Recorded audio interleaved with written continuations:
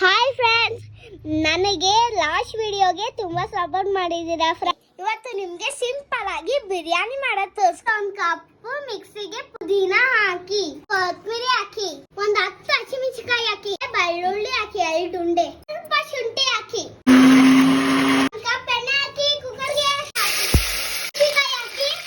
2 cup ಈರುಳ್ಳಿ ಹಾಕಿ brown colour ಆಗ್ಬೇಕು. ಅವಳ ಫ್ರೆಂಡ್ಸ್ ಆಟ ಆಡಕ್ ಬಂದ್ರು ಅಂದ್ಬಿಟ್ಟು ಅವಳು ಹೋಗ್ಬಿಟ್ಲು. ನಾನೇ ತೋರಿಸ್ಕೊಡ್ತಾ ಇದ್ದೀನಿ. ಟೊಮೊಟೊ ಹಾಕಿದ್ಮೇಲೆ 1 ಮಿನಿಟ್ ಬಿಡಿ. 1/2 kg ಚಿಕನ್ ತಗೊಂಡಿದ್ದೀನಿ.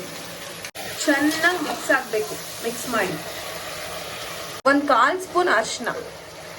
ಇವಾಗ ಸ್ವಲ್ಪ ಉಪ್ಪು ಹಾಕೊಳ್ಳೋಣ. ಪೇಸ್ಟ್ ಮಾಡ್ಕೊಂಡಿದ್ವಲ್ಲ ಅದನ್ನ ಇವಾಗ ಇಲ್ಲಿ ಹಾಕೊಳ್ಳಿ. 1/2 ಕಪ್ ಮೊಸರು ಹಾಕೊಳ್ಳಿ.